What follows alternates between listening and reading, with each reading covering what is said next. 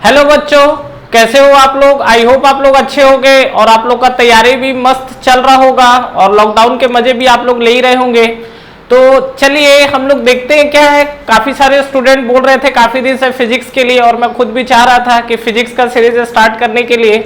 तो यहाँ से आपका 11th का जो फिजिक्स का जो भी चैप्टर्स है, जो भी सीरीज है, वो आपके स्टार्ट हो गए हैं और वन बाय वन हम लोग धीरे धीरे मूव करेंगे। और जैसा कि हम लोग देख चुके हैं कि सीबीएसई के हिसाब से जो सिलेबस आया उसका कुछ रिडक्शन पार्ट भी हुआ है, लेकिन मैं आपको पर्सनली सजेस्ट करूंगा कि रिडक्शन जो आपका सिलेबस हुआ उसकी तरफ मूव मत करिएगा। रीजन ये है कि अगर आप कॉम्पिटिटिव की तरफ फोकस कर रहे हैं या अगर आप आगे बढ़ने के लिए सोच रहे हैं कुछ कॉम्पिटिटिव एग्जाम के थ्रू, तो यहाँ पर फिजिक्स के अगर देखा जाए तो ऐसे ऐसे पोर्शन को हटा दिया है जहां से आपको समझने में बहुत ज्यादा दिक्कत होगी किसी भी चीज को। जैसे अभी क्या है, 11th का भी कुछ पोर्शन हटाया, 12th का भी हटाया। 11th का अगर बात करें तो NLM Newton law of motion ही हटा दिया है, ठीक है। तो ये चीज को ध्यान रखिएगा कि यहाँ पर जैसे भी जो भी चीजें चल रही है तो वो चीजों को हमको कंटिन्यू करना है, इस चीज को ध्यान रखिएगा।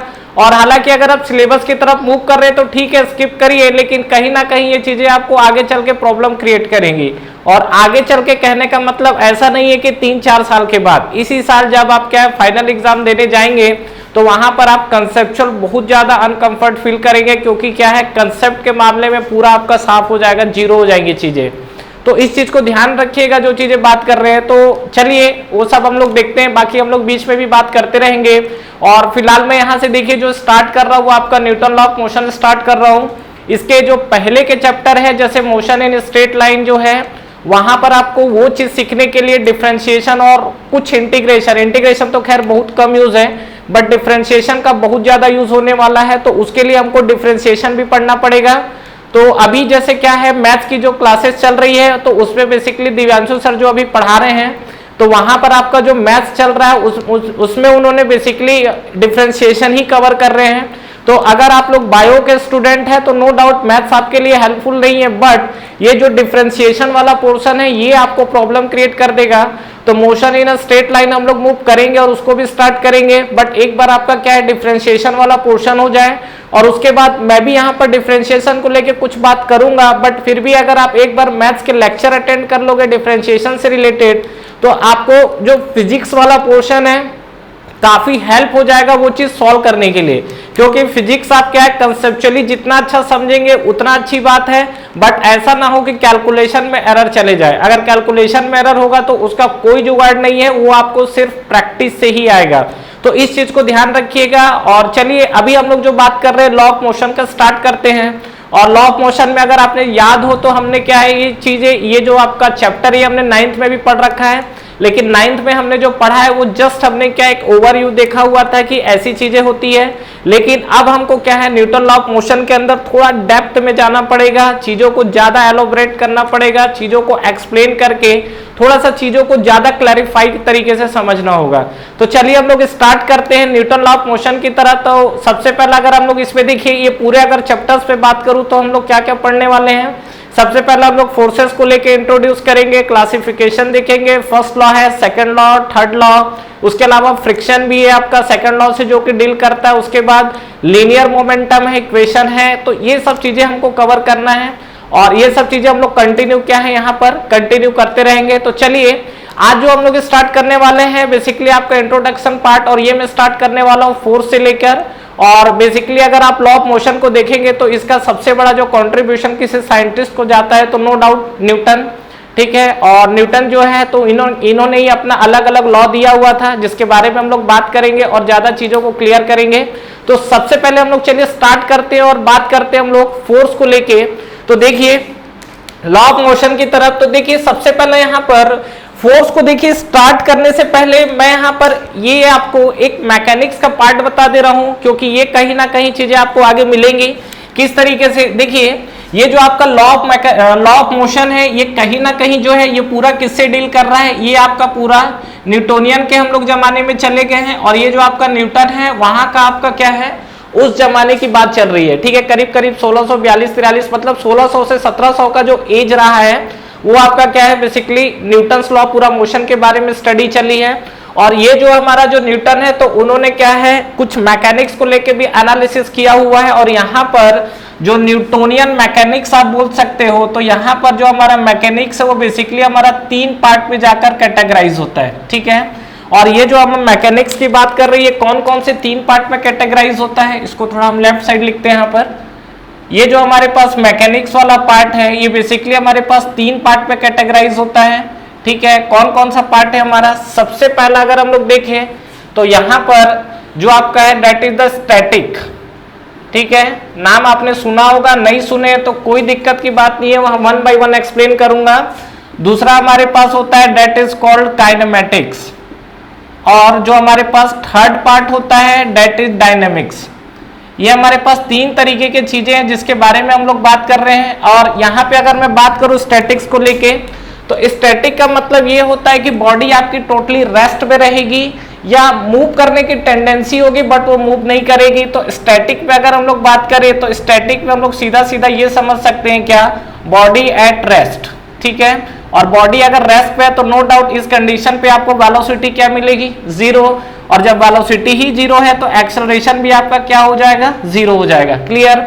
अगर मैं काइनेमैटिक्स की बात करूं तो देखिए होता क्या है, अगर मैं यहाँ पर धीरे से अब मैं थोड़ा फोर्स पे एंटर कर रहा हूं, उसके बाद हम लोग फोर्स को अलग से क्लासिफाई भी करेंगे। तो अगर मैं बात करता हूं देखिए यहाँ पर फोर्स को, तो फोर्स को हम लोग किस तरीके से डिफाइन कर सकते हैं, देखिए सीधी सी बात है।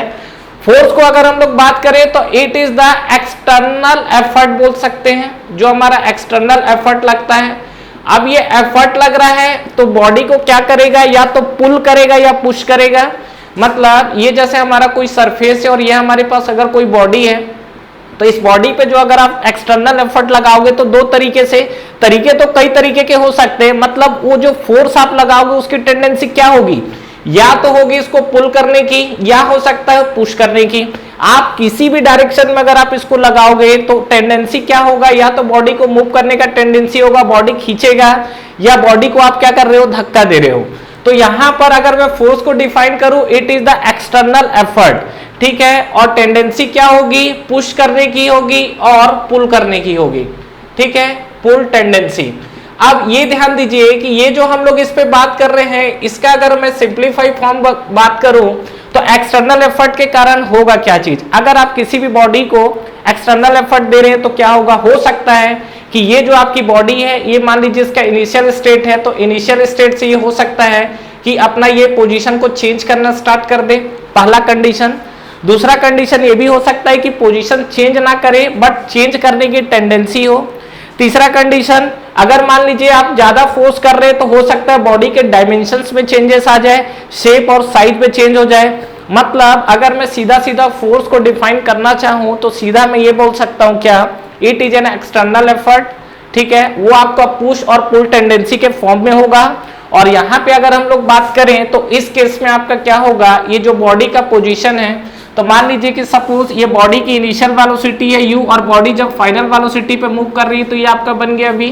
और इस केस में अगर हम लोग बात करेंगे तो हमको क्या क्या चीजें दिखाई देंगी, अगर मैं फोर्स को लेके बात कर रहा हूं तो ये आपका पहला चीज हो सकता है क्या, कि बॉडी का जो शेप है वो आपको चेंज कर सकता है। दूसरा चीज बोल सकते हैं साइज भी चेंज कर सकता है।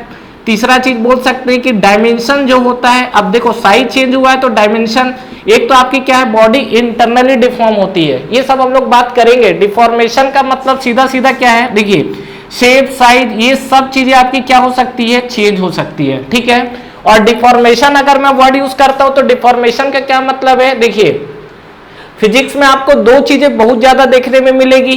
पहला चीज आपका होता है दैट इज कॉल्ड डिस्प्लेसमेंट, ठीक है। फर्स्ट जो है आपका दैट इज कॉल्ड डिस्प्लेसमेंट। ये बिल्कुल मैं आपको बेसिक चीजें बता रहा हूं, धीरे धीरे हम लोग अपना लेवल उठा लेंगे, ठीक है। डिस्प्लेसमेंट का ये मतलब है कि अगर मान लो मेरे पास ये कोई बॉडी रखी हुई है तो बॉडी अपनी जगह से डिफॉर्म होगी और डिफॉर्म होने के बाद दूसरी जगह चले जाएगी। मतलब डिस्प्लेसमेंट के अंदर देखोगे तो बॉडी के अंदर आपको क्या दिखेगा, डिस्प्लेस हो रही है अपनी जगह से, अपनी जगह छोड़कर किसी दूसरे जगह पे जाके क्या होगी, मूव करेगी।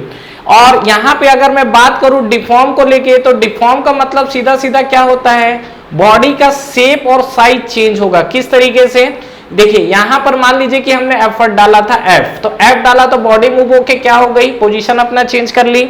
यहां पे मान लीजिए कि अगर आप बॉडी पे एफर्ट डालोगे F, तो F डालने के बाद क्या होगा, ये जो आपकी बॉडी है, बॉडी क्या होगी, कुछ इस तरीके से डिफॉर्म होगी। अगर केवल बोलता है बॉडी के अंदर डिफॉर्मेशन है, इसका मतलब है कि बॉडी अपनी जगह से डिस्प्लेस नहीं हुई है, केवल बॉडी का क्या हुआ है, साइज या आपका शेप चेंज हो गया है, मतलब कुल मिला के बॉडी में क्या हो गया, डिफॉर्म हो गया है, तो इसको हम लोग बोलते हैं डिफॉर्मेशन। तो ये दोनों के बीच का एक बेसिक डिफरेंस है, ध्यान रखिएगा। डिस्प्लेसमेंट बोलने का मतलब है कि बॉडी अपनी जगह को छोड़ रही है, डिफॉर्म बोलने का मतलब है कि बॉडी अपनी जगह से नहीं हिली है, केवल बॉडी का जो शेप या साइज है वो आपका क्या हुआ है, चेंज हुआ है। और किसी भी बॉडी के अंदर देखा जाए डिस्प्लेसमेंट और डिफॉर्मेशन अगर दोनों बोला जाए तो नो डाउट बॉडी में फिर ये दोनों चीजें होंगी, ठीक है। तो हम लोग यहाँ पे जो बात कर रहे थे फोर्स को लेके, तो फोर्स हमारा समझ में आया, जस्ट एक आपका एक्सटर्नल एफर्ट है जो आपका क्या कर सकता है, बॉडी को डिस्प्लेस कर सकता है, डिफॉर्म कर सकता है, शेप साइज में चेंज कर सकता है, डायमेंशन चेंज कर सकता है। ये सभी का सभी जो एफर्ट है, ये जो भी है, ये पूरा का पूरा आपको कंबाइंड फॉर्म बोलोगे तो हम इसको क्या बोल सकते हैं, फोर्स बोल सकते हैं। अब देखिए यहाँ पर जब भी आप किसी बॉडी पे फोर्स लगाते हैं तो वो क्या है, बॉडी अपनी जगह से दूसरी जगह मूव करती है, ठीक है। अब नॉर्मल कंडीशंस में आप ये देखिए कि अगर एक बॉडी जो है, यहां पर देखते हैं, मान लीजिए कि यहां पर आपकी एक बॉडी रखी हुई है, चलिए यहां पर देखते हैं हम लोग। मान लीजिए कि सपोज यहां पर एक बॉडी मेरी कोई रखी हुई है, इस बॉडी को आपने डिफॉर्म किया, तो डिफॉर्म की बॉडी को डिस्प्लेस भी करेंगे, डिफॉर्म भी करेंगे, जो भी हो सकता है। यहां पर हमने क्या किया, फोर्स लगाया F। इस F फोर्स लगाने के कारण क्या है, बॉडी अपनी जगह से डिस्प्लेस होकर दूसरी जगह पहुंच गई। अब ये बताइए कि जब बॉडी अपनी पोजीशन से दूसरी पोजीशन पर पहुंची तो यहां पर क्या क्या चीजें हुई बॉडी के साथ। तो सबसे पहला चीज देखिए, जब बॉडी अपनी जगह से क्या हुई, डिस्प्लेस हुई, तो यहां पर डेफिनेटली इसके पास कुछ ना कुछ वेलोसिटी रहा होगा, तो कुछ ना कुछ इसके पास वेलोसिटी हुई। दूसरा चीज, अगर आपकी ये वेलोसिटी यूनिफॉर्म हुई तो एक्सेलरेशन 0 है, लेकिन वेलोसिटी यूनिफॉर्म नहीं हुई तो वहां पर आपको क्या मिल जाएगा, acceleration, because what is acceleration, change in velocity. तीसरा कंडीशन हो सकता है कि आपने यहाँ पर क्या डाला हुआ है, एफर्ट, फोर्स लगाया हुआ है। इसके अलावा अगर आप देखोगे तो जब बॉडी मूव करेगी तो कहीं ना कहीं यहाँ पर आपको फ्रिक्शन फोर्स भी लगने वाला है, मतलब यहाँ पर आपको फ्रिक्शन फोर्स भी दिख रहा है। आप ये सब जो पैरामीटर देख रहे हैं, मतलब अगर कोई एक बॉडी जो है कहीं रखी हुई है और वो जो दूसरी जगह से जाके डिस्प्लेस होती है अपनी जगह से, तो ये सारे जो पैरामीटर है वो इन्वॉल्व होना स्टार्ट हो जाते हैं। अब हमको क्या करना है, ये सभी पैरामीटर का एनालिसिस करना है। अब सभी पैरामीटर का अगर देखो डिपेंड करता है कि जब हम लोग एनालिसिस करते तो हमारा एनालिसिस किस तरीके से हो। पहला चीज, अगर ये बॉडी अपनी जगह से हिले ही नहीं तो बॉडी हो गई स्टैटिक कंडीशन में। अगर बॉडी मूव कर रही है, लेकिन काइनेमैटिक्स कंडीशन कब बोला जाता है, जब बॉडी मूव करेगी तो उसमें वेलोसिटी और एक्सेलरेशन जो भी प्रॉपर्टीज चेंजेस है उसको हम लोग इफेक्ट में लेकिन ये जो आपका फोर्स ऑफ फ्रिक्शन है, मतलब एक्सटर्नल फोर्स इस पे कंसीडर नहीं होगा, मतलब कॉज ऑफ मोशन को हम लोग कंसीडर यहां पर नहीं करते हैं। तो जो हमारा काइनेमैटिक पोर्शन अगर बात करें, ठीक है, तो काइनेमैटिक पोर्शन में क्या होगा, जो कॉज ऑफ मोशन है, cause of motion is not considered, cause of motion is not considered, ठीक है।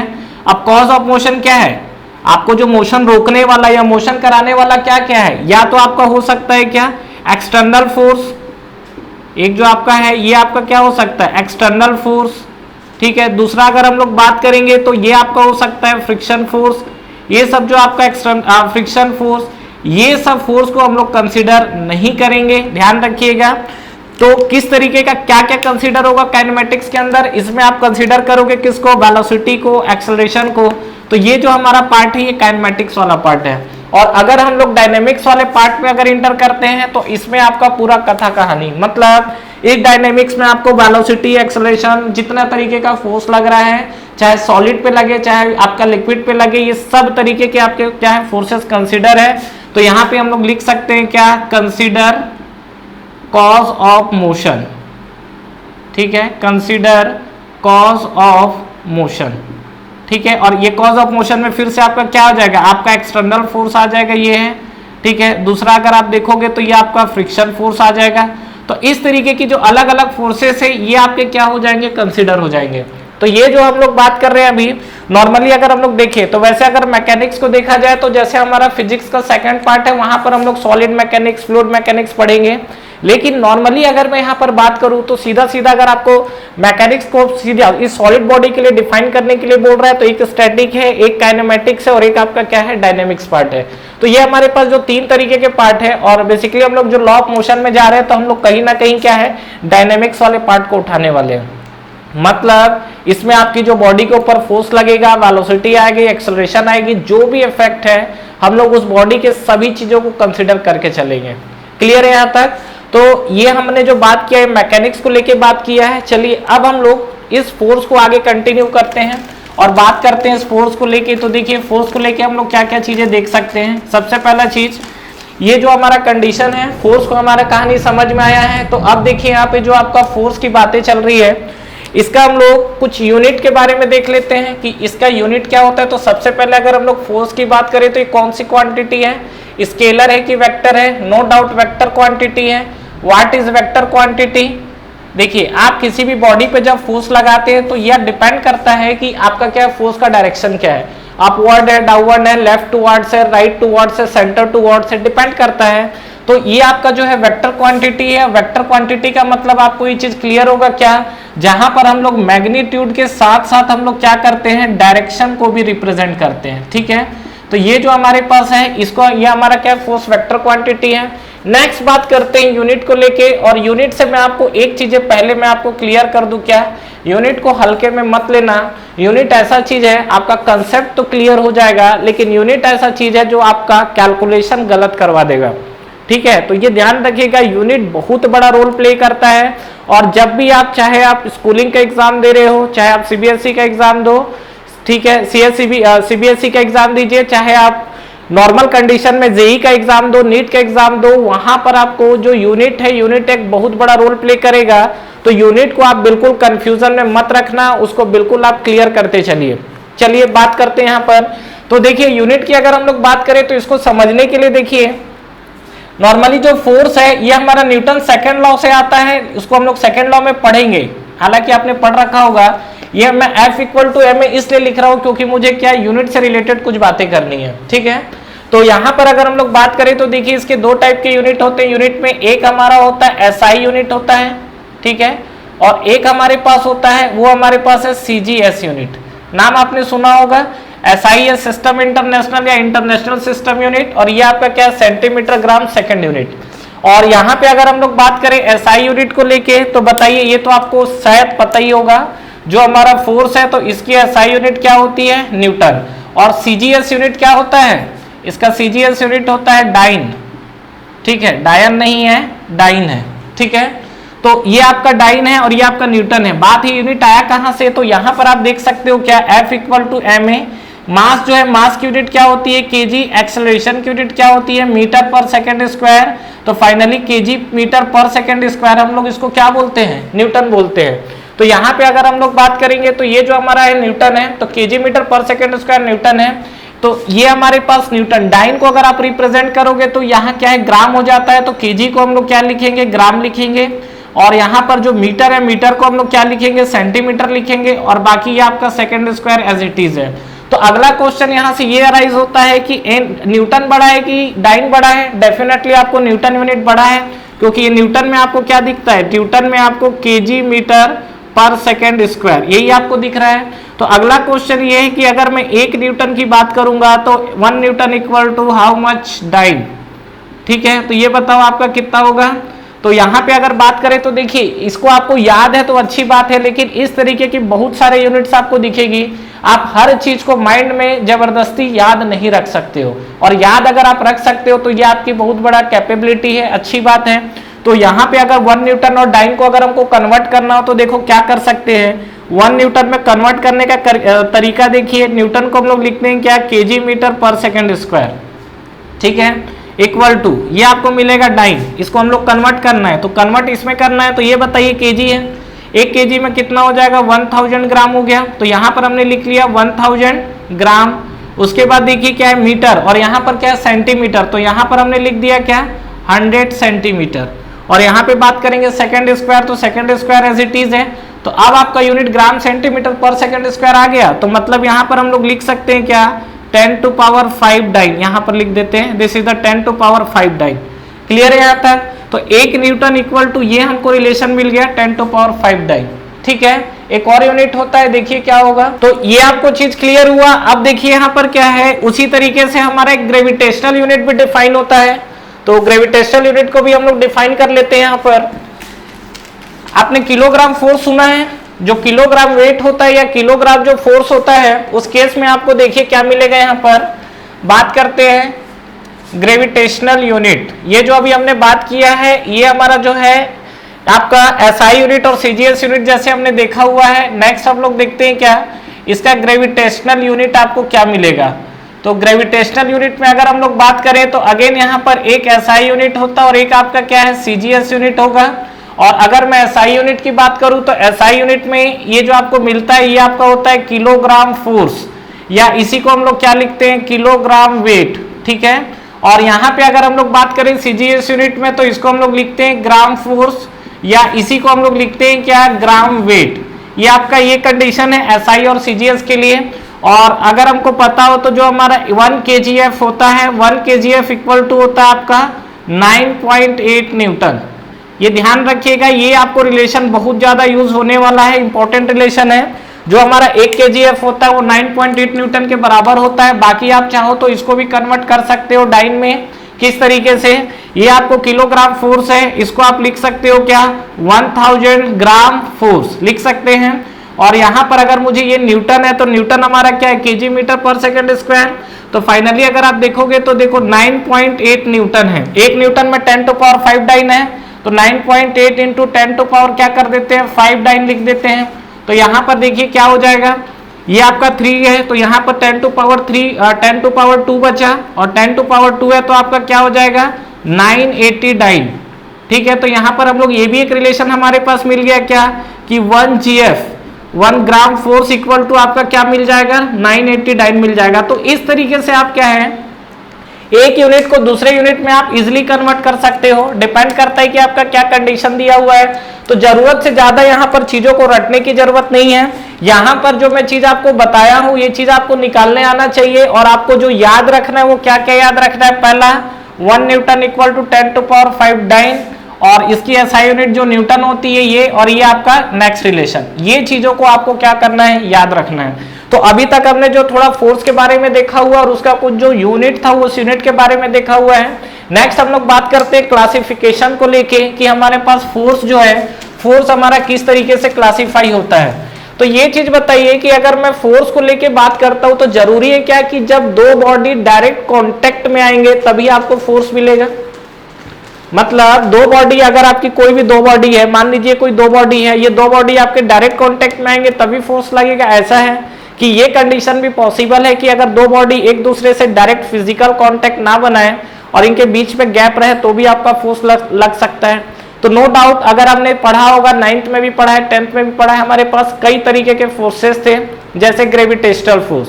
क्या ग्रेविटेशनल फोर्स पे बॉडी एक दूसरे से टच करती थी, क्या फिजिकल कांटेक्ट बनता था? नहीं बनता था। इलेक्ट्रोस्टैटिक फोर्स हो गया, उसमें बनता था, डायरेक्ट कांटेक्ट नहीं होता है। मैग्नेटिक फोर्स हो गया, इस पे आपकी बॉडी डायरेक्ट कांटेक्ट में जाती है क्या? नहीं। तो इस तरीके से क्या है कि जो हमारा फोर्सेस है इस फोर्सेस को क्या है क्लासिफाई किया गया है। तो नेक्स्ट हम लोग देख लेते हैं क्या, this is the classification of forces. Next जो हमारा पार्ट है this is the classification of forces. तो यहां पर अगर मैं क्लासिफिकेशन ऑफ फोर्सेस पे बात करूं तो इसको हम लोग कैटेगराइज कर सकते हैं किस तरीके से। एक जो हमारा होता है that is the non contact forces, ठीक है। एक जो हमारे पास है नॉन कॉन्टैक्ट फोर्सेस, और नेक्स्ट हम लोग बात कर सकते हैं क्या, कॉन्टैक्ट फोर्सेस, जो आपका क्या है डायरेक्ट आपका क्या आएगा कॉन्टैक्ट फोर्स में आएगा, ठीक है। तो कॉन्टैक्ट मतलब फिजिकल कॉन्टैक्ट बनेगा। तो नॉन कॉन्टैक्ट फोर्सेस के अंदर अगर हम लोग देखें तो इसमें हमारा कौन कौन सा फोर्स दिखेगा आपका। तो सबसे पहले अगर हम लोग बात कर ले यहाँ पर तो आपका कौन कौन सा फोर्स हो सकता है। एक तो हमारे पास होगा that is the gravitational force, ठीक है, ग्रेविटेशनल फोर्स। और ये ग्रेविटेशनल फोर्स की अगर हम लोग बात करें तो ये किस तरीके का फोर्स होता था। ग्रेविटेशनल फोर्स में अगर आपको याद हो तो एक बॉडी मास यहाँ पर m1 रहती थी, एक यहाँ पर मास जो है वो m2 रहता था। इनके जो बीच का डिस्टेंस है वो हम लोग r कंसिडर करते थे। तो ये क्या करता था कि दोनों बॉडी देखो डायरेक्ट कांटेक्ट में नहीं है, ये जस्ट मैंने क्या जस्ट एक डिस्टेंस शो किया हुआ है। तो इस कंडीशन पे क्या है दोनों बॉडी के बीच में फोर्स लगता था, और वो जो ग्रेविटेशनल फोर्स लगता था that is directly proportional to और इक्वल टू आपका आता था क्या क्या है, G of m1 m2 by R square. याद आया? तो यहां पर देखो ये दोनों बॉडी के बीच में भी फोर्स लगा है, लेकिन ये दोनों बॉडी का कांटेक्ट डायरेक्ट नहीं हुआ है। क्लियर है ये चीज? तो ये आपका ग्रेविटेशनल फोर्स है। नेक्स्ट अगर हम लोग बात करते हैं इलेक्ट्रोस्टैटिक फोर्सेस, ठीक है, इलेक्ट्रोस्टैटिक फोर्सेस, ये जो आपका फोर्सेस है ये आपका क्या है, अगर क्या है कोई भी आपका बॉडी है, अगर उसमें हम लोग जैसे करंट फ्लो करा रहे हैं, वहां पर कहीं ना कहीं इलेक्ट्रोस्टैटिक का नेचर शो करेगा। वो पढ़ेंगे, ये सब हम लोग को डिटेल में पढ़ना है, बेसिकली वैसे 12th का पार्ट है।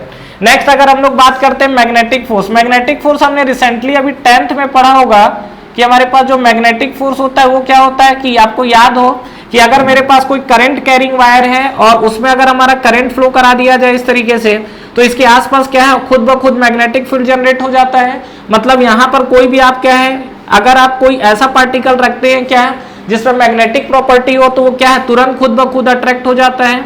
तो ये जो हमारा नॉन कॉन्टैक्ट फोर्सेस आपको दिख रहा है, ये फोर्सेस में आपको सीधा सीधा समझ में आ रहा है कि इसमें बॉडी का डायरेक्ट फिजिकल कांटेक्ट नहीं हुआ है, लेकिन उसके बाद भी क्या है, बॉडी में क्या है, दो बॉडी के बीच में फोर्स लगता है। क्लियर है? और जैसे मैं यहाँ पर ग्रेविटेशनल फोर्स को लेके बात कर रहा हूँ, तो अभी हम लोग जैसे अर्थ पे है, तो अर्थ पे है, तो ये हमारा मान लीजिए अर्थ है, यहाँ पर कोई बॉडी रखी हुई है, तो बॉडी रखी हुई तो ग्रेविटेशनल फोर्स कहाँ लगता है, ग्रेविटेशनल फोर्स हमेशा डाउनवर्ड नहीं, जो आपका ग्रेविटेशनल फोर्स लगता है हमेशा टुवर्ड द सेंटर लगता है। ये चीज को ध्यान रखिएगा। यहाँ पे अगर आपका मास है तो मास यहाँ डाउनवर्ड नहीं लगेगा, टुवर्ड्स द सेंटर लगेगा, हमेशा सेंटर की तरफ लगता है। तो जो भी आपका ग्रेविटेशनल फोर्स होता है, जो आपका ग्रेविटेशनल फोर्स कोई भी बॉडी को जो अट्रैक्ट करता है, हमेशा अर्थ अपने सेंटर की तरफ अट्रैक्ट करता है। ठीक है? और नेक्स्ट हम लोग बात करते हैं कॉन्टैक्ट फोर्सेस की तरफ। तो कॉन्टैक्ट फोर्स में अगर आप देखोगे तो क्या क्या फोर्सेस हमारे पास हो सकते हैं, तो अगर आप यहाँ देखेंगे तो एक हमारे पास हो सकता है टेंशन फोर्स। अब ये टेंशन फोर्स आपका कहाँ कहाँ अप्लाई हो सकता है, जैसे मान लीजिए कोई रोप से आपका बॉडी बंधा हुआ है, उसमें आपका हो सकता है, कोई चैन है उसमें आपका हो सकता है, कोई मान लीजिए आपका रॉड है वहां पर, ये सब जो चीजें जहां पर आपका टेंशन अप्लाई होता है। ठीक है? जैसे मान लीजिए कि सपोज अगर हम लोग बात करते हैं कि ये आपकी कोई बॉडी है, ये आपका मान लीजिए ये आपका क्या है, स्ट्रिंग ले लो। ठीक है? स्ट्रिंग आप ले सकते हो और यहाँ पर आपकी क्या है, कोई बॉडी है। ठीक है? तो ये आपकी बॉडी है, तो स्ट्रिंग भी यहाँ ऐड कर लो, रोप रॉड हमने लिखा हुआ है और स्ट्रिंग भी आपको लिख देता हूं। तो ये जो आपका कंडीशन है, तो यहाँ मान लीजिए कोई मास है m, तो यहाँ पे अगर आप देखोगे तो यहाँ पर क्या होगा, आपको टेंशन T अप्लाई होगा। तो इस तरीके का जो कंडीशन है, तो यहाँ देखिए बॉडी क्या डायरेक्ट कॉन्टेक्ट में है, मतलब मास के साथ स्ट्रिंग आपका डायरेक्ट कॉन्टेक्ट में है, तो ये तरीका जो है आपको that is called contact forces. ठीक है? अच्छा, ये था आपका क्या, टेंशन वाला फोर्सेस। इसके अलावा अगर हम लोग बात करें तो जो हमारा नॉर्मल रिएक्शन होता है, नॉर्मल रिएक्शन का मतलब क्या है, अभी आप क्या है अर्थ पे खड़े हो, तो आपकी बॉडी के ऊपर नॉर्मल एक रिएक्शन लग रहा है। किस तरीके से, ये मान लीजिए कि हमारे पास अगर ये कोई सरफेस है और ये सरफेस पे मान लो कि आप खड़े हो। ठीक है? मजे से आप खड़े हो, बैठे हो, नाच रहे हो, गा रहे हो, कुछ भी हो सकता है। तो ये अगर आपका बॉडी का मास लग रहा है नीचे की तरफ, ये आपका जो है, तो नीचे आपका एक्ट क्या करता है, mg। तो यहाँ पर क्या करेगा, ये बॉडी क्या होगा, सेम अमाउंट ऑफ क्या रिएक्शन ऐड करेगा ऊपर की तरफ, that is called normal reaction. ठीक है? एक्चुअली नॉर्मल फोर्स एक्ट करता है और वो n इक्वल टू mg होता है। ठीक है? n इक्वल टू mg नहीं होगा तो दिक्कत हो जाएगा। क्यों? क्योंकि अगर मान लो आपका मास ज्यादा हुआ, n कम हुआ, तो अंदर चले जाओगे, और अगर ऊपर वाला नॉर्मल ज्यादा लिखा, नॉर्मल ज्यादा निकल गया, तो मास को उठा के ऊपर फेंक देगा ये। तो अगर आपको इक्विलिब्रियम कंडीशन में जाना है, आप अगर धरती के ऊपर खड़े हो, अर्थ के ऊपर अगर आप खड़े हो, तो ये दोनों फोर्स क्या होना चाहिए, बैलेंस करना चाहिए, और ये तभी आता है जब ये क्या होगा, कांटेक्ट में आएगा। तो जो नॉर्मल रिएक्शन है उसके लिए भी बॉडी क्या है, बॉडी के अंदर फिजिकल कांटेक्ट होना जरूरी है। अगर मान लीजिए कोई बॉडी है और यहाँ पर इसने अगर कांटेक्ट छोड़ दिया है, तो इस कंडीशन पे आपका क्या होगा, नॉर्मल रिएक्शन जो है, नॉर्मल रिएक्शन एक्ट नहीं करेगा, यहाँ नॉर्मल रिएक्शन आपका जीरो हो जाएगा। तो नॉर्मल रिएक्शन आपका तभी एक्ट करता है जब बॉडी के अंदर क्या हो, फिजिकल डायरेक्ट कांटेक्ट हो। इसके अलावा अगर हम लोग बात कर सकते हैं तो फ्रिक्शन देख सकते हैं। फ्रिक्शन क्या होता है हमारे पास, अगर हम लोग बात करेंगे फ्रिक्शन को लेके, तो फ्रिक्शन हमारे पास क्या हो सकता है, देखिए फ्रिक्शन मतलब सीधा सीधा ये आपकी कोई बॉडी है, सरफेस है, यहाँ पर हमारे पास बॉडी रखा हुआ है, इस बॉडी को आप क्या है सामने पुल करो चाहे पुश करो, डिपेंड करता है। जैसे यहाँ पर अभी पुल कर रहे हैं, खींच रहे हैं, तो जैसे ही आप बॉडी को खींचोगे तो ये क्या करेगा, ये दोनों बॉडी अगर कांटेक्ट में है तो यहाँ पर क्या होगा, एक फ्रिक्शन फोर्स अप्लाई करेगा जो कि आपको मोशन के अपोजिट डायरेक्शन में यहाँ पर एक्ट करेगा। तो इसके लिए भी जो आपका क्या होता है, जो हमारे पास एक्सटर्नल फोर्स है या जो भी आपका है, उसमें आपका फ्रिक्शन फोर्स एक्ट कर रहा है। तो ये आपका कब पॉसिबल है, जब आपका क्या हो, दोनों बॉडी आपका क्या है, डायरेक्ट फिजिकली कांटेक्ट में बने उसके बाद। क्लियर है यहाँ तक। और इसके अलावा बात करें तो स्टैटिक फोर्स भी होता है। तो हमारे पास इस तरीके के आपको अलग अलग फोर्स दिख जाएंगे, जहां पर आपका क्या है, जो बॉडी है उस बॉडी का आपको डायरेक्ट कांटेक्ट मिलेगा, मतलब बॉडी क्या है, डायरेक्ट कांटेक्ट में जाएगी। क्लियर है यहाँ तक। इसके अलावा और हम लोग बात करें तो अभी हमारा कुछ केमिस्ट्री में भी हमने पढ़ा होगा, जैसे न्यूक्लियर फोर्स हो गया और वंडरवॉल फोर्स हो गया। तो जो हमारा वंडरवॉल फोर्स होता है, वहां पर जो हमारा होता है उसको हम लोग वीक फोर्स बोलते हैं, जो हमारा वंडरवॉल फोर्स होता है। तो यहाँ पे अगर हम लोग देखें तो क्या होगी चीजें, जो हमारा वंडरवॉल फोर्सेस होता है, यहां पर लिखते हैं, इसी का टाइप है, टाइप आप ऐसा ऐड कर सकते हो, this is the van der Waals forces. और जो हमारे पास वंडरवॉल फोर्सेस होता है, ये भी आपका क्या है, वीक फोर्स है। वंडरवॉल फोर्सेस है, ये आपका क्या है, वीक फोर्स है। इसके अलावा और आप देखोगे तो हमारे पास न्यूक्लियर फोर्स होता है, और न्यूक्लियर आपका कहीं ना कहीं डिपेंड करता है, लेकिन न्यूक्लियर आपका क्या स्ट्रॉन्गेस्ट फोर्स में जाता है। क्लियर है यहाँ तक। तो ये चीज को ध्यान रखिएगा। तो ये जो हमारे पास कंडीशन आया हुआ है क्लासिफिकेशन ऑफ फोर्सेस में, तो ये हमारे पास कुछ नॉन कांटेक्ट है और ये हमारे पास कुछ कांटेक्ट फोर्सेस है। अब देखिए यहाँ पर डिफाइन किया जाता है कि कुछ फोर्सेस आपके वीक होते हैं, कुछ फोर्सेस आपके स्ट्रॉन्ग होते हैं।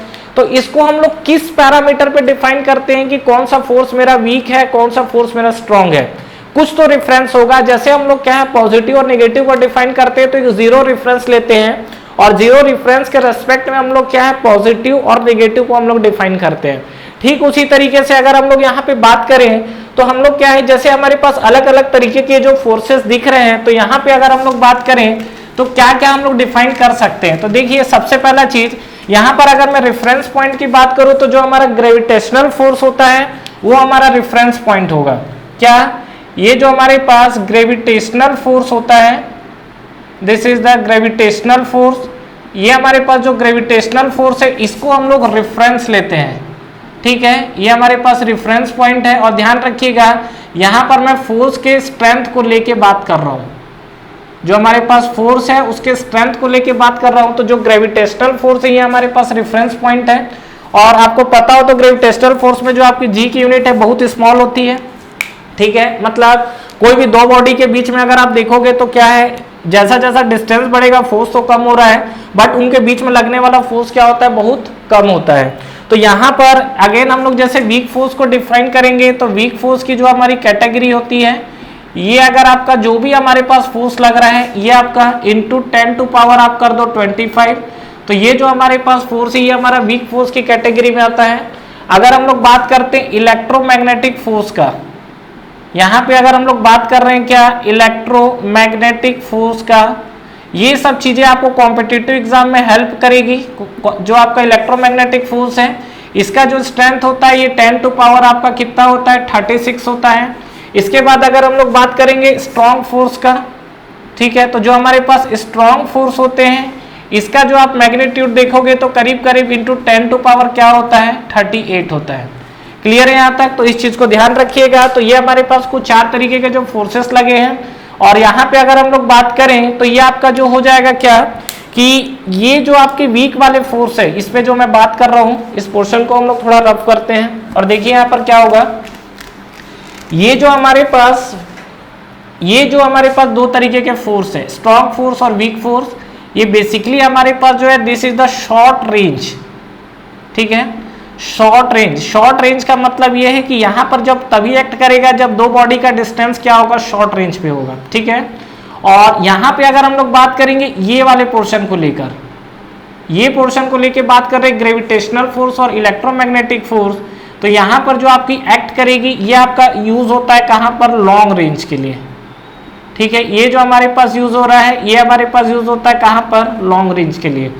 तो ये चीज आपको क्लियर हुआ। तो यहाँ पर देखा हमने कि ये आपका है, ये सब चीज आपको क्या, अगर नीट जेईई का अगर आप तैयारी कर रहे हैं तो वहां पर क्या है, एक आपको which one is the short range forces है, लॉन्ग रेंज फोर्सेस है। इसके अलावा in which one of the following is the weakest force, strongest force, arranging the order, decreasing में, इंक्रीजिंग में, इस तरीके से आपसे पूछा जाता है। अलग अलग तरीके के क्वेश्चंस बन सकते हैं। तो यहाँ पर जस्ट मैंने आपको एक मैग्नीट्यूड दे दिया है जिससे आपको क्या है, कभी अरेंज करने के लिए भी आएगा तो आप इस फोर्सेस को इसके स्ट्रेंथ के अकॉर्डिंग आप क्या कर सकते हो, अरेंज कर सकते हो। क्लियर है। तो यहाँ पर हमने देखा नेक्स्ट जो था हमारा था वो क्लासिफिकेशन ऑफ फोर्सेस को लेके बात किया हुआ है, और यहाँ पर जो फोर्सेस से रिलेटेड एक बेसिक जानकारी थी वो आपको मिल चुकी है। तो ठीक है, आई होप आपको ये चीजें समझ में आई होगी। और ये जो लमसम आपका वीडियो जो भी आपको मिल रहा है, नेक्स्ट वीडियो में अभी हम लोग जो स्टार्ट करेंगे, हम लोग करेंगे फर्स्ट लॉ न्यूटन के लिए, और न्यूटन फर्स्ट लॉ का उसमें एनालिसिस करेंगे, एक्सप्लेनेशन देखेंगे, उसको समझेंगे, और उसके बाद उस पर बेस्ड कुछ क्वेश्चंस भी करने वाले हैं। ठीक है फ्रेंड्स, आई होप आपको ये वीडियो क्लियर हुआ होगा। तो ठीक है, वीडियो को देखते रहिए और यांत्रिकी एकेडमी चैनल को सब्सक्राइब करना ना भूलें, और इस वीडियो को ज्यादा से ज्यादा शेयर करिए फ्रेंड्स के साथ, क्योंकि अभी आपका जो फिजिक्स है, मैथ्स तो आपका चल ही रहा है। फिलहाल लॉकडाउन के कारण अभी 2 से 3 दिन जैसा भी अभी लॉकडाउन का पीरियड है, उसमें थोड़ा सा आपका मैथ्स ब्रेक रहेगा, बट आपको फिजिक्स आई होप कंटिन्यू आपको मिलता रहेगा। ठीक है, तैयारी करते रहिए। Wish you all the best.